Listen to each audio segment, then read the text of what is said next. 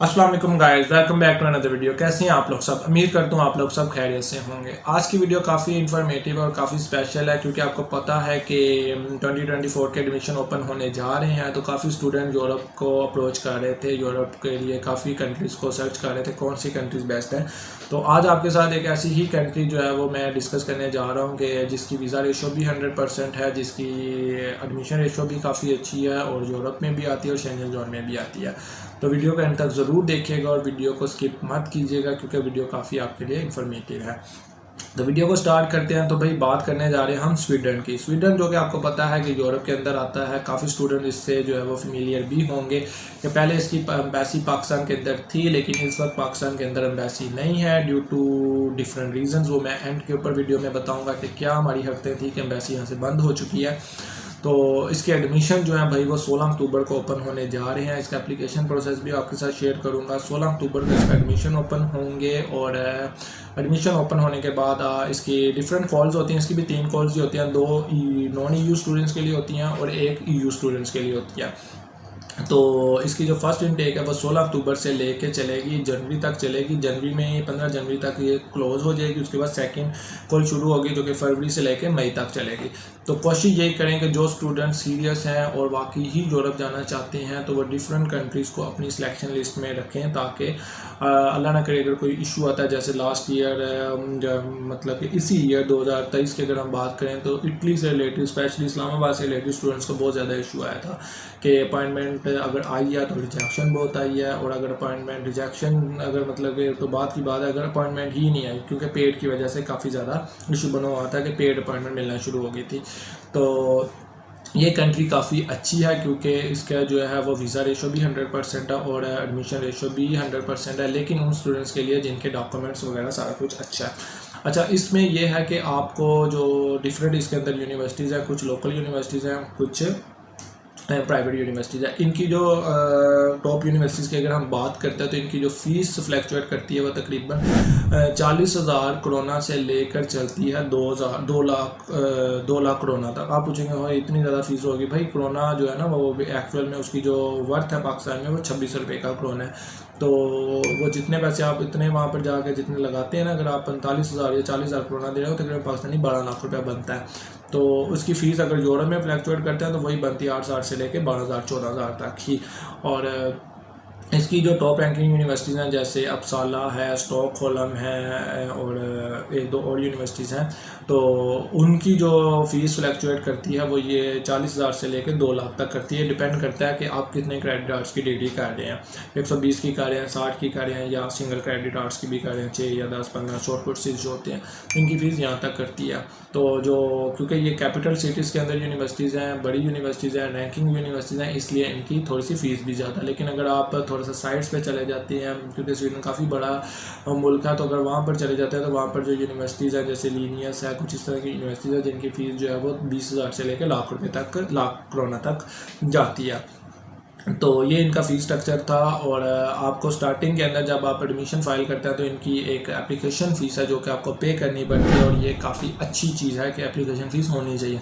उसकी रीज़न ये है कि भाई एप्लीकेशन फ़ीस से फ़ायदा ये होता है कि भाई जो चस्का पार्टी होती है ना वो इन चीज़ों से दूर रहती है। क्योंकि जैसे इटली के अंदर या डिफरेंट कंट्रीज का अगर हम बात करते हैं तो हर बंदा मुंह उठा कर ना सिर्फ असेसमेंट के लिए ना एडमिशन अपना जो है वो कर देता है, जिसकी वजह से होता ये है कि जो बेचारे बच्चों ने रियल में जाना होता है ना उनकी भी जो फाइल्स है ना वो नीचे लगी रहती हैं, और फिर वो कहते हैं भाई हमने तो एडमिशन इतनी देर से करवाया हुआ है, एप्लीकेशन फ़ाइल की हुई, अभी तक एडमिशन की कंफर्मेशन ही नहीं आ रही। उसकी रीज़न ही ये होती हैं।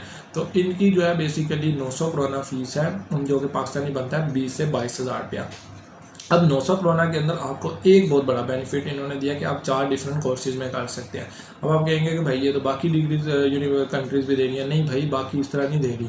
बाकी ये देती है कि आपने अगर एक फ़ीस पे किया तो उसके 2 सब्जेक्ट चूज़ करते हैं। इन्होंने आपको 900 करोना के अंदर 4 यूनिवर्सिटीज़ की ऑफ़र दी है कि आप 4 यूनिवर्सिटीज़ के अंदर डिफरेंट 4 जो आपके हैं सब्जेक्ट्स हैं उनको चूज़ कर सकते हैं, उनको सेलेक्ट कर सकते हैं और अपना एडमिशन फाइल कर सकते हैं। जो आपकी टॉप प्रायोरिटी पर होगा आप उसको टॉप प्रायोरिटी पर रख देंगे। जैसे ही आपका एक एडमिशन आएगा बाकी नीचे से जो 3 होंगे वो डिलीट हो जाएंगे। अच्छा, इसके अंदर ये नहीं है कि आपने 4 ही सिलेक्ट करनी है, ऑप्शन 4 की होती है, आपकी मर्जी है। अगर आप एक भी अप्लाई करना चाहते हो तो आपकी मर्जी होती है। और ये 900 करोना जो होते हैं ये नॉन रिफंडेबल होती है। अच्छा, इनका 16 अक्टूबर का एडमिशन ओपन होगा और एडमिशन की जो आपको मिलेगी कंफर्मेशन मिलेगी वो लगेगी अप्रैल के अंदर जो है वो बैचलर की और मास्टर्स की दोनों की लिस्टें लगेंगी। जैसे ही इनकी लिस्टें लगेंगी आपका अगर एडमिशन हो जाता है तो एडमिशन के फ़ौरन बाद आप अपने डॉक्यूमेंट रेडी करके, अभी तक एम्बेसी यहाँ पर क्लोज़ है लेकिन ऑन द अदर हैंड कुछ कह नहीं सकते कि जो है वो जनवरी के बाद पाकिस्तान में अगर ओपन हो जाती है तो फिर आप अपनी फ़ाइल जनवरी में इधर ही सबमिट करेंगे, नहीं तो आप अपना वीज़ा लगवा कर दुबई में, इथियोपिया में या अज़रबैजान में, इन कंट्रीज़ में जाकर अपना वीज़ा जो है वो फाइल करेंगे VSF ग्लोबल के थ्रू। अच्छा, इसके अंदर जो मेजर चीज़ आपके साथ डिस्कस करने वाली थी वो ये थी कि इसके अंदर जो सबसे बड़ी बात है ना जो मुझे पसंद है भाई, यूके के बाद ये बेस्ट कंट्री है स्पाउस वीज़ा के लिहाज से, क्योंकि यूके ने भी इस वक्त स्पाउस वीज़ा बंद कर दिया। सारी वहाँ परेशान है यार, बीवी को लेके जाना है, बच्चों को लेके जाना है, कैसे लेके जाना है। तो भाई अगर आपके डॉक्यूमेंट्स जेन्युइन हैं और आपका अगर गैप 5 से 10 साल का है लेकिन जस्टिफाइएबल गैप है, उसको आपने अपनी जॉब से उसको जस्टिफाई किया हुआ है, तो फिर कोई इशू नहीं है। आप स्पाउस वीज़ा अप्लाई करेंगे, आपका स्पाउस वीज़ा 100% लग जाएगा अगर आपका खुद का वीज़ा लगा हुआ है तो। इसमें जो स्पाउस वीज़ा के लिए ऐसे बेस्ट कंट्री है कि आप स्पाउस के साथ इजीली ट्रैवल कर सकते हैं। थोड़ा सा प्रोसेस लंबा है क्योंकि इनकी क्लासेस अगस्त में होती हैं और ये आपको जुलाई में फाइनलाइज कर देते हैं। अप्रैल में इनका एडमिशन कंफर्म होता है, उसमें विद इन मंथ के अंदर आप अपनी वीज़ा फाइल तैयार करके VSF ग्लोबल के थ्रू हम जो उसकी बात कर लेते हैं, इथियोपिया चले जाते हैं या UAE में चले जाते हैं, तो वहाँ पे आप फाइल अप्लाई करेंगे तो विद इन मंथ के अंदर आपका इंटरव्यू होगा और आपको वो फाइनल कर देंगे। अच्छा, यहाँ पर आपको यह चीज़ बताना चाहूँगा, इंग्लिश रिक्वायरमेंट की बात करते हैं तो स्वीडन के अंदर एज सच इंग्लिश की रिक्वायरमेंट नहीं है, लेकिन अब क्योंकि लास्ट ईयर्स हमारे कुछ पाकिस्तानी स्टूडेंट्स हैं, हम कौम ही ऐसी हैं बहैसियत, अगर हम कौम की बात करें तो बड़ी शहजादी सी कौम है कि हम चाहते हैं कि भाई हम अगर किसी कंट्री से बाहर चले गए ना तो पीछे वाले पाने सारे मर जाए, कोई टेंशन नहीं है क्योंकि हमने काम इस तरह के करने होते हैं। तो माशाल्लाह पाकिस्तान ने दुनिया में हर जगह ही नाम अपना जो है ना बदनाम किया हुआ है, तो जिसकी वजह से यहाँ से एम्बेसी भी बंद हुई और हमारे पे रिस्ट्रिक्शंस भी लगी। वो क्यों लगी? क्योंकि स्वीडन की जो पॉलिसीज़ थी बड़ी फ्रेंडली थी कि मतलब कि आप जाते थे और वहाँ पर जाकर अगर आपका स्टडी पे दिल नहीं करता तो आप अगर आपको दिल नहीं करता की बात अलग है, आपको कोई जॉब वीज़ा मिल जाता है, जॉब सीकर अगर आप होते हैं और आपको भी अच्छी जॉब मिल जाती है तो आप अपना स्टडी वीज़ा को जॉब वीज़ा में कन्वर्ट करवा सकते हैं। सबसे बड़ी बात ये थी। दूसरा, यहाँ पे 20-20 साल का भी गैप लोगों का चलता था, तो लोग बीवी बच्चों के साथ ईजिली वहाँ पर जाके जो है वो सेटल डाउन हो जाते थे। अब हुआ ये कि लास्ट कुछ ईयर्स में 2021-22 के अंदर नंबर्स ऑफ जो स्टूडेंट्स गए थे, जितने भी स्टूडेंट्स गए थे, उन स्टूडेंट्स का रवैया ये था कि भाई साहब जितने स्टूडेंट्स गए हैं किसी बंदे ने पढ़े ही नहीं है बंदे के पुत्रों की तरह। सारे बंदे बस यही करते रहे कि भाई जी पैसे कमाने हैं, वीज़े कन्वर्ट करवाने हैं, इधर से किसी दूसरी कंट्री में जाने हैं, तो जिसकी वजह से ये इशू आया था। और पहले यहाँ पर इंटरव्यू भी नहीं था होता। तो फिर स्वीडन के जब कुछ जो एनालिटिकल एनालिसिस पर्सन लोग थे, जब उन्होंने एनालिसिस किया तो उन्होंने ये एनालिसिस निकाला कि भाई जिन स्टूडेंट्स के इंटरव्यू हुए थे और जो स्टूडेंट्स मुंह उठा के वैसे ही बेचारों का हमने वीज़ा दिया हुआ था वो शहजादे सारे भाग चुके थे, और जिनके इंटरव्यू हुए थे उनमें से मोस्टली स्टूडेंट्स ने अपनी डिग्रियाँ कंप्लीट की थी, जो कि करनी भी चाहिए और बाद में हमें ही फ़ायदा होता है। तो उसकी वजह से थोड़ी सी अब रिस्ट्रिक्शन ये हुई हैं कि आपको इंटरव्यू फेस करना पड़ेगा, ये डन बात है अभी तक की इन्फॉर्मेशन के मुताबिक। सेकंड, इंग्लिश की रिक्वायरमेंट नहीं है, लेकिन अगर आप ये चाहते हैं कि आपकी स्कॉलरशिप लग जाए, आपकी प्रोफाइल में अगर गैप है और आपका गैप जस्टिफाइएबल भी है और आपकी प्रोफाइल स्ट्रॉन्ग हो जाए कि आपके चांसेस ना हो रिजेक्शन के, तो भाई IELTS सबमिट करें। उसका आपको अल्टीमेट बेनिफिट होगा कि ये पर्सन वाकई ही वहाँ पर स्टडी पर्पज़ के लिए जाना चाहता है। अब वो ये कि भाई आप इंटरव्यू में जाएं, वो आपसे कुछ क्वेश्चन पूछ ले, आप सोचने बैठ जाए पता नहीं इसने क्या पूछ लिया। उसने यही कहना है कि भाई ये बंदा बस यहाँ से भागने की कोशिश कर रहा है, यहाँ से बस इसने फ्लाई करना है। तो उसके लिए ये है कि अगर आप IELTS कर लेते हैं तो IELTS आपके लिए काफ़ी अच्छा रहेगा, आपके एडमिशन के लिए भी और आपके वीज़ा फाइल के लिए भी।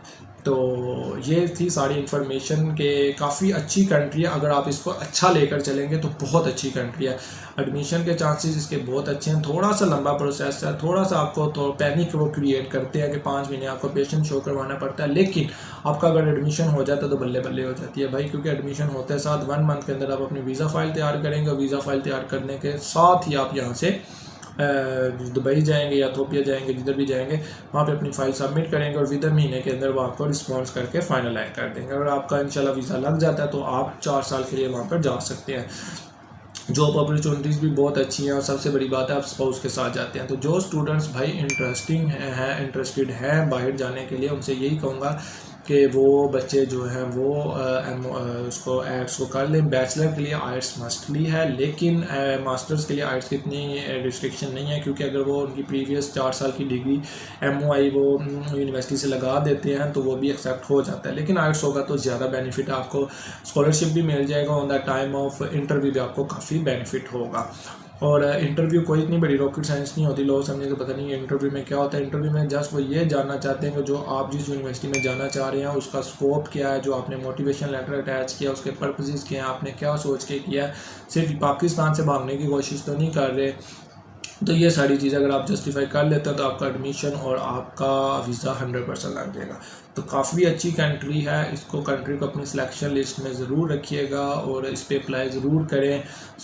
900 कोरोना को ना देखें, 20 या 22 हज़ार को ना देखिएगा, क्योंकि ये 20 या 22 हज़ार जो है वो आपका फ्यूचर तय कर सकते हैं। अगर आप इंटरेस्टेड हैं तो अप्लाई कीजिएगा, क्योंकि ये नहीं है कि भाई हम ही अप्लाई कर दें। इसका एप्लीकेशन प्रोसेस कैसे होता है उसके ऊपर भी मैं वीडियो आपके साथ ज़रूर शेयर करूँगा। तो चैनल के साथ जुड़े रहिएगा और चैनल को सब्सक्राइब भी कर दीजिएगा। जो लोग बाहर जाना चाहते हैं उन तक चैनल को भी पहुंचा दीजिएगा और वीडियो को थंब भी कर दीजिएगा। तो इंशाल्लाह मिलेंगे नेक्स्ट वीडियो में। टिल देन अल्लाह हाफिज़।